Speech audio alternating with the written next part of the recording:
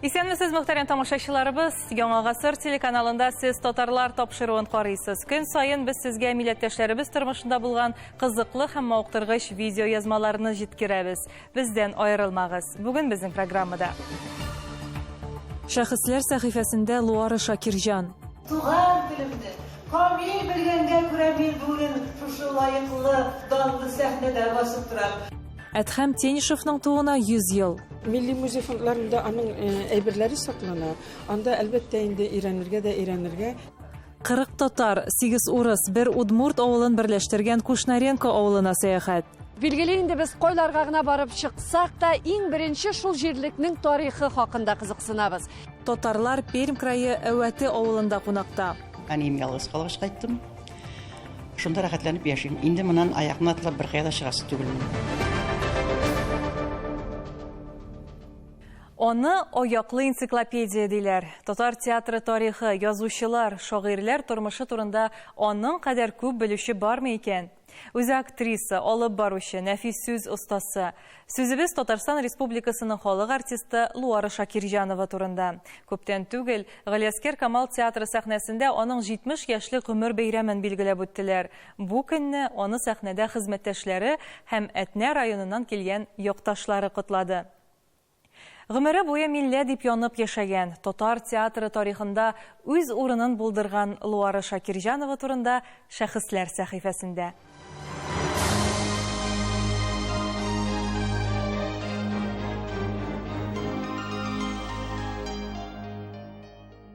Татарстан язучылар берлегеннән Затлы, акыллы, итәгатьле, белемле, тыйнак. Хезмәттәшләре аның хакында шулай ди. Ике укытучы баласы башкача була да алмыйдыр. Кичкенәдән сәхнәдән төшми ул. 5 яшьтән мәктәп балалары белән концертларга Ленапа бар бит инде Милена Шагирҗан. Ул инде тумыштан талант белән туган, лидер булып туган. Ул нәрсә эшләсә мин аның артыннан. Һәм без тәнәфес вакытларында да җырладык та, бидек тә, аннан инде концертларда катнаштык. Менә шулай итеп мин кирип киткәнмен шушы юнәлештән. Мәктәп еллары әнә шулай узган. Апасы Лена белән бергә сәхнәдә төрле чараларны алып барганнар. Биегәннәр, җырлаганнар, мандолинада уйнаганнар, акробатик номерлар белән чыгыш ясаганнар. Әдәбиятны шулай яхшы белүе дә гаиләдән киләдер. Югыйсә, бер гаиләдән 2 иҗат кешесе чыкмас иде. Бик күп нәрсә белән кызыксынып яшәгән әти минем үзе физик, математик булса да Тукай шигырьләрен яттан белә иде. Әнием минем гел мәкаль белән сөйләгән. Һәрвакыт бик күп газета, журналлар була иде өебездә. Әтнә районы Күлекиме авылыннан Казанга килгәндә аңа әле 16 яшьтә тулмаган була. Марсель Сәлимҗанов Казан театр училищесына беренче тапкыр артистлыкка курс җыя дип хәбәр ишеткән. Мин үзем булай әрсезләрне яратмыйм, мин бик күп нәрсә бәлки югалтамдыр, артык тынак булып. Әмма ул вакытта, кирәкле вакытларда менә шулай ниндидер кыю адымнар атланган. Барып карадым, таптым. Рәфкать Әбекчәнтәев, Марсель Сәлимҗанов, бик күп шундый күренекле артистлар булган комиссиядан мин үттем. Казан театр училищесында укуын тәмамлагач, Татар дәүләт филармониясендә нәфис сүз остасы булып эшли. Аннан ул вакыттагы Ленинград шәһәренә театр, музыка һәм кинематография институтының татар студиясына укырга керә. Шибәр иде ул бик. Зур күзле, шунда сибәр йөзле, шуның өстенә акыллы иде ул бик. Зауыклы, белемле. Луара бер вакытта да бу сыйфатларына хыянат итмәде. Укуын тәмамлап, Тинчурин театрында эшләвен сагынып искә ала ул. Һәр образының ичке халәтен, психологиясын ачып салырлык драма рольләре башкара. 1984 елда режиссер Марсель Сәлимҗанов аны Камал театрында театр тарихын сөйләүче кеше кирәк дип чакыртып ала. Шул вакыттан бирле никадәр чаралар оештырган, алып барган, сценарийлар язган, күргәзмәләр ясаган, музей эшендә алып барырга өлгерә. Музей эше күзгә күренми, аның күзгә күренмәгән яклары бик күп. Киң кырлы шәнлек алып барып була. Монда очрашулар да, монда балалар белән тарих сөйләүдә, экскурсияләрдә төрлесе бар. Күңелле дә ул һәм ниндидер саваплы, изге, игелекле эш икәнлеген дә сизәм мин аның. Белеме бик әйбәт. Һәм ул югары кимәлдә алып бара. Менә мин шуны гына әйтәм. Ул бер вакытта да менә сәхнәдәге мөнәсәбәтләрне, ул шәхси мөнәсәбәт белән бутам.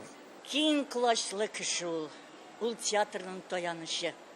Ул театрда иң кирәкле бөтен театрның тарихын, bütün театрның артистларының язмышларын, оларның тарихын, bütünüsün барлап, bütünüsün җиткереп халыкка шундый бай рухлы кеше ул алыштыргысыз шәхес. Дөньяда Каләскәр Камал исемендәге театр бар. Әнә шул Каләскәр Камал театры эчендә тагын бер театр бар, ул Луар Шакирҗанов театры. Минем шушы театрда эшләвем генә түгел, данлы театрда көне-төне үз телемдә рәхәтләнеп сөйләшеп эшләү үзе бит бәхет әйме. Татар телемдә минем уза гомерем халык белән аралашып. Туган телемне белү миңа дөнья күрсәтте. Мин турист буларак түгел, күп чараларда, милли чараларда шулай дөнья күрдем. 1990 еллар башында Казанга килгән Финляндия татарлары аның татарча камил сөйләшүен ишетеп, үзләренә чакыра. Анда гомер итүче милләттәшләребезне татар сәнгате, мәдәнияте белән таныштыруын сорыйлар. Фин татарлары аңа ислам диненә юл ача. Беренче тапкыр ураза тотуы да шунда була. Без атеизмның бик көчле чагында үстек бит совет чорында. Анда инде нинди ураза тоту, нинди андый чаралар. Луара ханым әтиәнисеннән күпкә өйрәнергә өлгергән. Өлкән яшьтә аларны үз янына ала, чөнки күзләре күрмәс булган. Әни әйтә иде, төнлә сукыр лампалар белән нинди ием дәфтәрләр тикшереп беткәндер инде бу күзләр дип. Луара ханымны Зөһрә Шакирҗанова дип белүчеләр дә бар. Ул аның мулла кушкан тагын бер исеме. Бер вакыт гастрольдә аңа бер әби исемен алыштырырга кирәк дип киңәш иткән. Гомумән ши җирләрдә кызыклы кешеләр белән очрашу үзе бер бәхет ди. Гастрольләрдә йөргәндә бер әби, ялгыз әби, ничектер сорап, әби син үзең генәме ялгызмы дип сорагач, менә аның җавабы истә калды, дулкынландырылдык, тәэсирле, гаҗәеп. Юк, балакаем, мин үзем генә түгел, мин Аллаһ Тәгалә белән дип ул күкрәгенә кулын куеп. Шуңа күрә мин ялгыз түгел. Серләшеп кенә йөри торган кич. Гашыйклар киче. Әлбәттә, Луара Шакирҗанова кебек чибәр, акыллы кызга күз төшерүчеләр шактый була. Тик ул сәнгать тормышы белән кайный. 16 яшьтә укып бетереп инде үзем тормыш алып бара башласам да, ләкин шушы яктан ничектер мин соң ахрысы өлгердем. Теге менә миңа кияүгә чыгарга кирәк, миңа хәзер балалар, гаиләләр кирәк дигән уй минем ничектер булмады. Мин һаман әле миңа иртә әле дигән кебек шулай узды минем гомерем. Аннан соң инде менә шушы театрда гастрольләрдә йөргәндә булды. Зур бөтен мәктәп елларында да булмый калган мәхәббәт шикелле итеп безне Ромео и Джульетта дип йөртә иде әле арадагы артистларыбыз.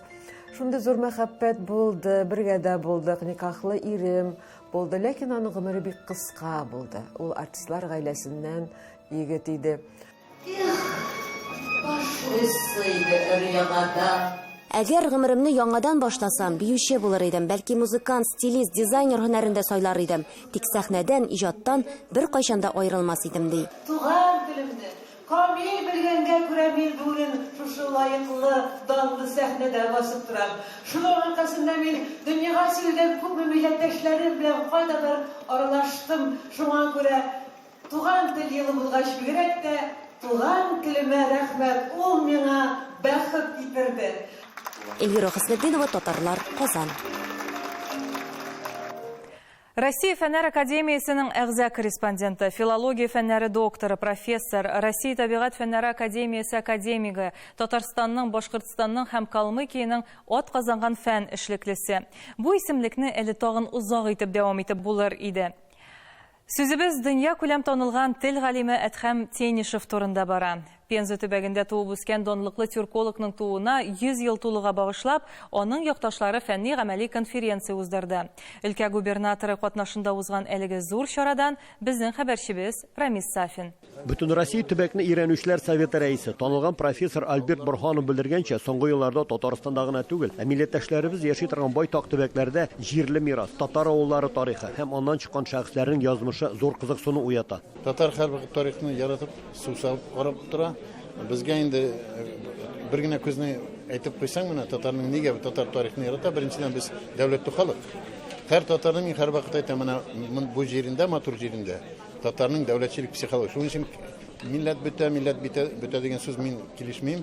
Милләтнең киләчәге бар. Моңа кадәр төбәкләр танылган якташларына һәйкәлләр куеп, истәлек такталары, музейлар ачсалар, соңгы вакытта һәр төрле фәнни форумнар, конференциялар уздыралар. Безнең büyük şəxslərimizin, alimlərimizin fənni miraсын öyrənu həm аны яш буынга җиткерү бүгенге көндә бик мөһим. Бүгенге чарага Мәскәүдән галимнең кызы тарихчы Айша Тенишева да кайткан. Ни кызганыч, бүген Пензада алар гаиләсе яшәгән йорт сакланмаган, рәсеме генә калган. Было бы возможно идеально восстановить дом на этом месте. Там был и татарский просветительный кружок, и библиотека еще в 20-е годы. Әмнә Ульян шәһәренең Марат урамында Айша ханымның 19-нчы гасыр азагы 20-нчы гасыр башында әби бабайлары яшәгән йорт сакланган. Дөрес, бүген ул да инде ярым ташланды хәлдә генә. В этом доме Тенишевы прожили до самой революции. Здесь жила уже теперь очень большая семья Рахима Тенишева. Рахим Тенишев как раз и является отцом Итхяма Рахимовича Тенишева. У них было 8 детей, они жили в нем. И вот отсюда, когда дом национализировали, все отобрали, вот они вынуждены были уехать. Әтем Тенишевның бабасы Мөхәммәтҗан Тенишев Сембергә Тимербулат Акчурин чакыруы буенча килә. Он был предпринимателем очень успешным. У него был пароход, 2 заводика, парфюмерный и свечной. У него был старший сын Рахим. Он женился на своей двоюродной сестре Амина. Амина была младшая сестра Алима. Тенишевларның Башкортстандагы тормышы һәм Әдхәм ага хакында конференциядә аның укучысы, Уфа галиме профессор Юлай Псенчин чыгыш ясады. Ул үзенең укучыларына аралашканда, уларга ярдәм күрсәткән, бер кысында өгет насихат укыманы, үзен югары тотманы. Уның асык булуы, уның укучыларга тигез мөнәсәбәттә булуы һәр вакытта уңышка китерде. 300-дән артык фәнни хезмәт язган, дистәлегән фән кандидаты һәм докторлары әзерләгән галим Әдхәм Тенишевның гыйльми эшчәнлегенә Пенза өлкәсе губернаторы вазифаларын башкаручы Олег Мельниченко да югары бәя бирде. Конференциянең секция утырышларында Пенза якларында туып үскән башка тарихи шәхесләр һәм әлеге төбәк тарихы турында да байтак кына чыгыш ясаучылар булды. Мисал өчен, Казаннан килгән Флюрида Минованың татар канадысы авылыннан чыккан язучы Гадел Кутой турында яңа мәгълүматлар белән байтылган доклады күпләрне кызыксындыргандыр. Милли музей фондларында аның әйберләре саклана. Анда әлбәттә инде өйрәнергә. Бүгенге конференцияны оештырган Пенза өлкәсенең татар автономиясе алдагы елларда данлыклы якташлары Әдхәм Тенишевның исемен мәңгеләштерү буенча эш планы да әзерләнгән. У нас есть предварительная договоренность с региональной властью присвоить одну из улиц Пензенского района в городе Спутник имя Эдгама Рахимовича Тенишева. Также в ближайшее время будут приняты решения о установлении памятной мемориальной доски на здании, где располагалась ранее школа, в которой учился Эдгам Рахимович. И принимаются меры по установлению усадьбы Тенишев, что очень важно для Татарстанского края. Пенза һәм Ульяновск өлкәләреннән Рамис Сафин, татарлар. Сез татарлар тапшыруын карыйсыз, программабызның икенче өлешендә. 40 татар, 8 урыс, 1 удмурт авылын берләштергән Кушнаренко авылына сәяхәт. Билгеле инде без койларга гына барып чыксак та, иң беренче шул җирлекнең тарихы хакында кызыксынабыз. Татарлар Пермь крае Әвәте авылында кунакта. Әнием ялгыз калгач кайттым. Шунда рәхәтләнеп яшим. Инде моннан аягына атлап бер кая да чыгасы түгелмен. Хәзер юлыбыз Башкортстан Республикасының Кушнаренко районына. Әлеге районның бик кызыклы тарихына тап булдык. Билгеле, ул тарихта татар изе. Мәсәлән, милләттәшебез Даян Мурзин, ул Чехословакия герое, Чехия, Словакия һәм Моравияның 16 шәһәренең почетлы гражданины, орден һәм медальләрнең гомуми саны 86. Даян Мурзин 1921 елның 20 гыйнварында Башкортстанның Бакалы районы Иске Балыклы авылында туа. Милләте буенча татар. Кыскасы 40 татар, 8 урыс, 1 удмурт авылын берләштергән район үзәгенә сәяхәт кылырга чакырабыз үзегезне. Даян Мурзин исеме белән башлау юкка түгел. Быел менә әлеге Кушнаренко педагогия училищесына Бөек Ватан сугышында катнашкан. Каршылык хәрәкәте герое, Чехословакия герое, РСФСРның ат казанган юристы Даян Мурзин исеме бирелде. Ул монда 1937-39 елларда белем алган. Әле сюжет барышында бу исемгә кабат кайтырбыз. Ә хәзер Хөрмәтле тамашачыларыбыз, билгеле инде без койларга гына барып чыксак та, иң беренче шул җирлекнең тарихы хакында кызыксынабыз. Кушнаренко районы ул күренекле Украина революционеры Кушнаренко фамилиясы белән. Ул монда Башкортстанга МТС җитәкчесе булып килә. Кушнаренкага отношениесе бернинди булмаса да, шушы 20-нче елларның азагында, 30-нче елларның башында Кушнаренко районы дип атала башлый. Аңгыча ул булган Топорнино. Топорнино булып йөргән, шушы Степан Топорнин исеме белән инде. Степан Топорнин бит ул 18-нче гасырның азагында гына килгән әле. Степан Топорнин Сызрин Язы алпавыты дворян нәселеннән. Патшага һәм ватанга тугрылыклы хезмәте өчен Топорнинга хәзерге Кушнаренко авылы урнашкан җирләрнең бер өлеше бирелгән, икенче өлешен ул җирле халыктан 400 сумга сатып алган. Бу аларның утары, ана Андрей Топорнин сөткән. Сөйләп китсәң, бик бай тарихлы урын бу. 19-нче гасырның урталарында Топорнин бу йортны сата Ишей белән сәүдә итүче Грибушинга һәм революция хәтле бу йорт белән йорт Грибушинныкы була инде. Революциядан соң мондагы бакча нигезендә тәҗрибә үзәге төзелә, техникум ачыла, Башкирская красавица һәм Саянец Титова алма сортлары чыгарыла. Кушнаренкода виноград, йөзем дә үстерәләр. Инде бинаның тарихын дәвам итсәк, Коминтерн, төрле илләр коммунистларының халыкара оешмасының үткәне дә шушы җир белән бәйле. Монда 1941 елдан 43 елга кадәр разведчикларны укытканнар. Коминтерн мәктәбендә монда Даурус Ибарури, Германиянең Коммунистлар партия җитәкчесе Ульбрихт, Дмитров монда булган. Монда әзерләгәннәр дошман тылына ыргыту өчен диверсантлар. Бик күп материаллар һәм әле ачыкланып бетмәгән әле. Даян Мурзин Беренчедән сугышка хәтле Кушнаренко шушы педучилищесында укыса. 43-нче елны, менә 44-нче елны шушы Киевтагы шушы мәктәптә укый. Һәм аны 44-нче елны Чехословакиягә бит инде ибәрәләр. 80-нче елларны менә бу здание да пожар чыкты. Монда инде һөнәрчелек училищесы һәм бу здание менә шундый хәлгә килде инде. Киләчәктә бу җирлектә төрле эшмәкәрләр алынып, аны үз хәленә кайтарачаклар. Тагын бер кызыклы факт. Менә шушында укыган шәхесләрнең исемнәрен мәңгеләштерәчәкләр. Гомумән Кушнаренко районында ничә авыл? Бер Утмурт авылы бар.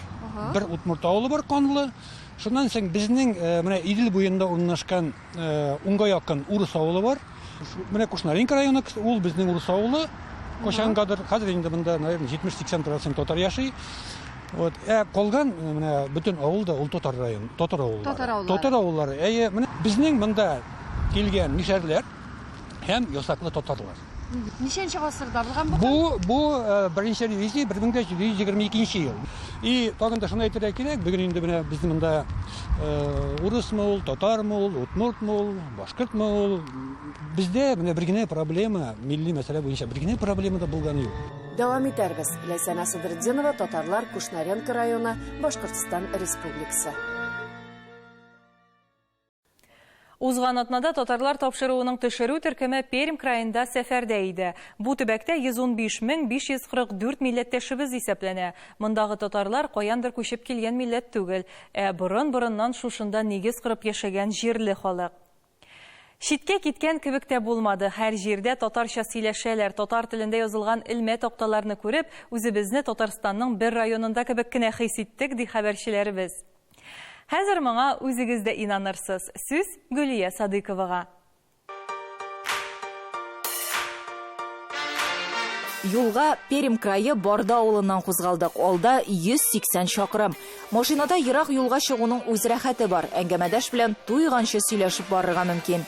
Яныбызда Пермь крайы Татар милли мәдәни мөхтәрияте рәисе урынбасары Сәлим Назин. Сүзебез әлбәттә җирле татарлар турында.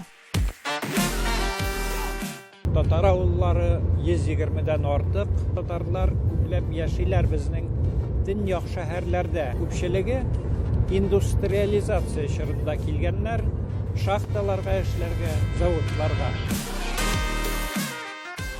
Менә инде гасырлар буе яшәп килгән татарлар биредә яшиләр Сылва Ирен бассейнында. Һәм Сылва Ирен бассейнында яшәгән татарларны Кунгур татарлары дип әйтәләр инде, Сыл ва Ирен татарлары дип галимнәр әйтәләр. Бу группаны шулай ук икегә бүләргә мөмкин. Менә бүген без булачакбыз Шауба елгасы буенда яшәгән Шауба татарларында. Менә хәзер үтеп барабыз сезнең белән бергәләп Ирен буеннан дияргә кирәк. Бик озак һәм бик күп төрле темаларга әңгәмә курдык. Әле алдагы сюжетларда да дәвам итәрбез. Ә хәзер тукталыйк. Әвәте дигән татар авылында.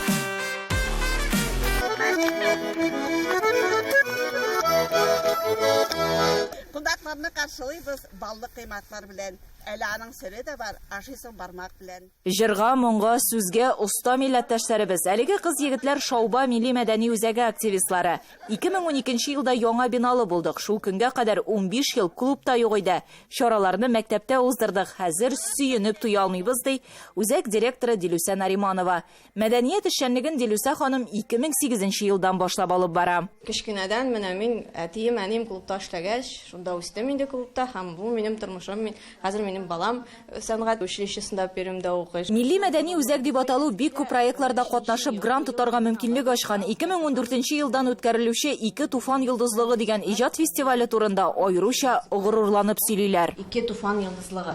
Ни өчен инде без беләбез? Чөнки безнең Лысва шәһәрендә Хәсән Туфан иҗат иткән заманында 20-нче елларда, ә инде Туфан Миңнуллин 1987 елда Хәсән Туфан эшләгән мәктәпнең бинасына куеп киткән тахта. Быел фестиваль сентябрь аенда төбәк-ара дәрәҗәдә Лысва шәһәрендә үтәчәк. Татарстан белән мөнәсәбәтләребез нык, проектларыбызда теләп катнашалар, ярдәм итәләр диде Дилүсә Нариманова. Алдагы зал нәкъ шул хакта сөйли. Бүлмәне чаллы рәссамнарының картиналары бизи. Бу картиналарны рәссам Адияр Хаҗиев һәм аның укучылары 2014 елда Әвәте татар үзәгенә бүләк итә. Пермь край министрлыгы ярдәмендә, финанс ярдәмендә отып алынган проектка чакырган без аны яркие краски весны дип атала. Күп балалар катнаштылар.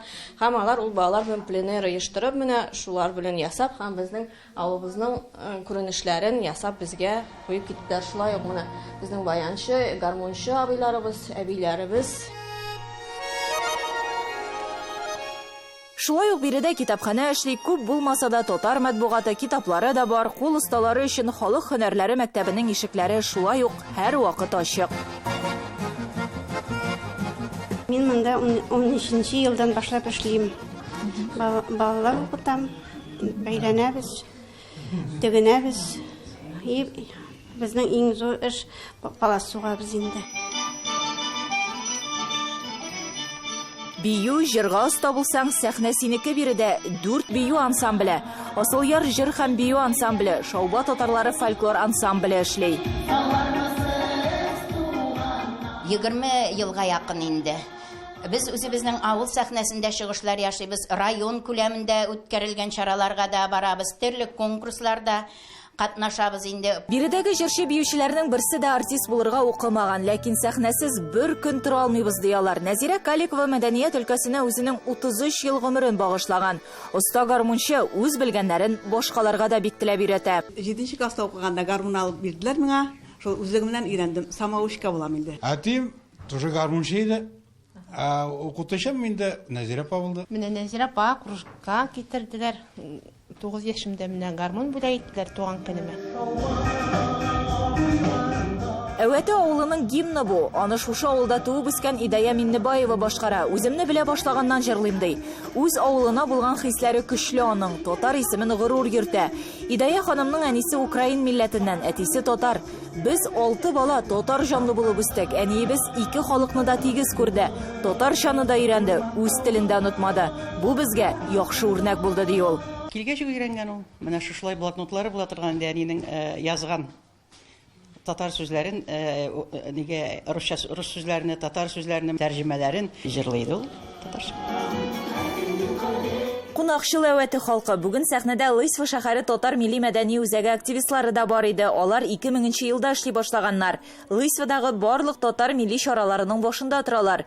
Бүген Әвәтегә үзләренең Бәхет ансамбле белән килгәннәр. Бәхет ансамбленең аның 2 төркеме бар дип әйтсәң була инде. Берсе олыраклар инде һәм шулай ук балаларыбыз да бар. Пермь краенда гына түгел, менә Казан тамашачысы алдында біз чыгышлар ясыйбыз инде.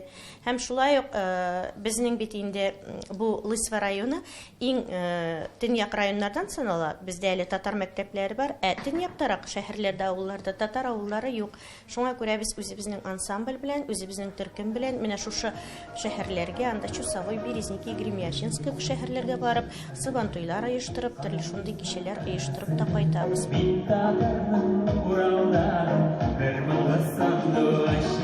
Әвәтә улы бик ошады безгә, күңелләребездә әле озак вакытлар сакланыр, һәм без дә онытылмабыз, чөнки без сезгә менә шушы Кукмара сәүдә маркасының иң яхшы эшләнмәсе табаны бүләк итәбез. Алга таба да кунакларны рәхәтләнеп, шатланып кабул итәргә язсын сезгә. Европейское качество, экологически безопасное антипригарное покрытие, длительное и комфортное использование. Все это посуда Кукмара. Тепло и уют в каждый дом. 8 800 333 93 45. Дәвам итәрбез. Гүлия Садыкова, Татарлар, Пермь крае. Тел белемнең ачкычы, акылның баскычы. Татар халык мәкале. Ана телебезне кадерләп саклап яшик. Сау булыгыз.